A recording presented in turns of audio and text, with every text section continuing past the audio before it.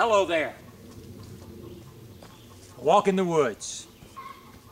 Pick up a stick, even if it's a broken stick. Walk along, singing a song, having a good time. Maybe holler at a squirrel. I don't hurt the squirrels. They don't bother me. I don't bother them.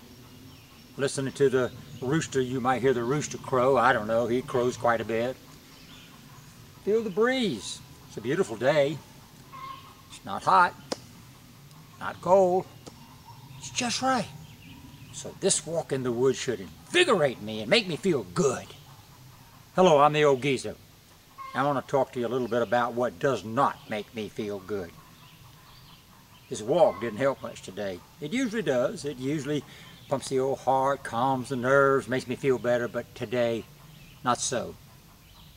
After the Supreme Court came down last week with their two decisions, which were horrendous, they weren't constitutionally based, they were maybe to some degree some case law thrown in there, but they were basically terrible decisions. They should not even have had to make the decision. It should not even have been in the Supreme Court, but yet it was. States' issues that the government can't keep, or the federal government can't keep their sticky, nasty little paws out of. And so now they have really screwed up. Well, the Supreme Court, what about them? Are they brilliant, 9 brilliant justices who understand constitutional law? Well, they're 9, that much we've got right. Whether they understand constitutional law is anybody's guess. But do they make decisions based on constitutional law? They do not. Often, they do not. Occasionally, yes, but for the most part, not. Only do they make good decisions as a body is when the decision has nothing to do with our society, or it's a social ill or a social desire. The homosexual marriage is a social ill, a social desire. No business in the Supreme Court, but there it was. 2 of the justices who voted on this have done homosexual marriages. Yeah, recluse themselves. Wouldn't that have been the thing to do? But no. If they had done that, it could be that this was overturned. And if it was overturned, lo and behold, the people would have gotten what the people have asked for a long time. But again, it shouldn't have been there. It shouldn't have mattered. It should have been a state issue. They holler and scream and carry on, those who want all of these special rights, about the 14th Amendment. I was in church Sunday morning and I was walking down the hall and I was approached by 2 students of my Constitution class. And all they said was, "What do you think about the 14th Amendment?" And blood started shooting out of my eyes again, and I didn't really start screaming, but it reminded me of when I was screaming at the television Friday. And I put my arm around one of the fellows and we walked down the hall and we chuckled a little bit, not because we were happy about it, but it's exactly what we expected. The problem is, folks, the 14th Amendment has nothing to do with this issue. Read your Constitution. Find out what the 14th Amendment is actually talking about. It's talking about slavery. It's not about homosexual marriages or anything even relative to that. The pundits on the left will take the First Amendment and the 14th Amendment, and they'll take the case and they'll squeeze it between these two so tight that you can't even breathe, and then it comes out and the Supreme Court says, yay, they got it right. No, they got it wrong. Someone said to me, they said, this is not a religious issue.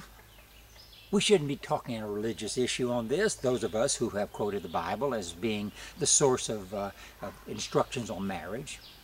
And I agreed. I said, no, when it got to the Supreme Court, it wasn't a religious issue. It was a social issue. And again, it should not have even been there.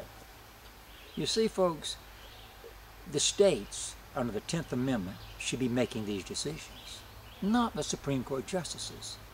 Are these justices qualified? I don't think so. I don't think they're qualified because they aren't honest. Now there are 3 who are honest. They really are. The 3 who are really straight up honest, and they try their very best. Alito and Thomas and Antonin Scalia, those three try very hard to follow the Constitution, and they do. Read their dissents sometimes. They're really good and powerful. Roberts, I don't know where he is. Kennedy, he just likes the limelight, I think. On this particular case on homosexuality, you know what he said? He said, I don't know if it was law, but I just had this feeling. Well, Kennedy, we don't care about your feelings. We care about the law. You can have all of the feelings you want outside of that courtroom. Feel all you want. You can even feel about things that I feel about. But don't take them into the courtroom. Take the law into that Supreme Court chamber. Now, you say, well, what can we do about it? Well, there are things in the Constitution that Congress can do. I want you to remember Article 3, Section 2, Clause 2. And maybe at a future date I can talk to you a little bit more about what Congress can do with this Supreme Court. But one thing that can be done, justices can be impeached. Presidents can be impeached.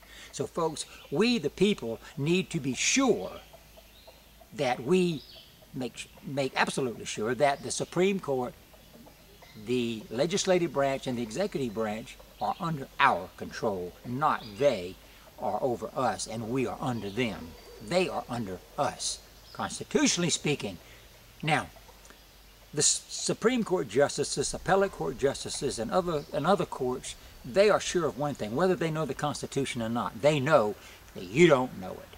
And if you don't know the Constitution, then they can tell you anything they want. You can turn on television, pick your news channel, anyone you want, and you're going to get pundits who are going to tell you what the Constitution says. Let me tell you something. Nobody can tell you better than the Constitution itself. When I preach, I tell my congregants, I say, take my word for it? No. Get your Bible. Check it out. Make sure I'm not lying to you. I try very hard to tell the truth. In fact, as I understand it, I do tell the truth. But if I make a mistake, I want to hear about it. So, learn your Constitution. Hold these out-of-control, crazy liberal justices' feet to the fire in any constitutional way that you can. And don't let Congress go to sleep on you. They are so asleep now, they sound like chainsaws. They're snoring so loud. They're afraid. They're afraid you're going to put them out of office. Folks, let's put them out of office. Then they won't have to be afraid anymore, will they? Pay attention to what these presidential candidates are saying. Listen very closely. Go with the one with the courage. Whether or not he's or she is electable or not, go with the one with the courage, the one that stand up for America. I love this country. And I love you.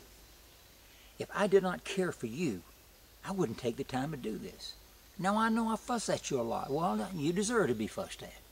When I need to be fussed at, I hope you will have the courage to come to me and say, oh, geezer, you need to be fussed at, and fuss at me, and tell me where I'm wrong if you think I'm wrong, and we'll discuss it.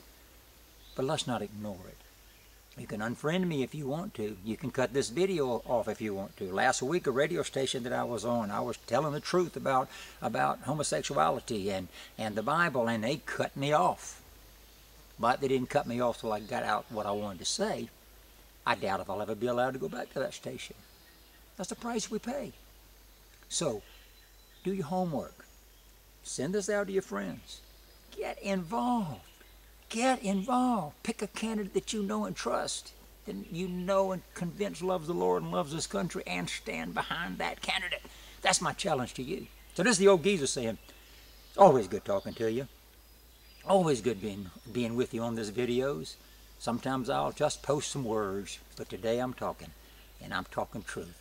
And if you're listening, you're hearing truth. And if you like truth, do something with it. God bless you. Thank you. And I'm going to go for a walk now, because you know what? I feel a lot better than I did. I think maybe this walk will help. God bless you. Thank you. Next time.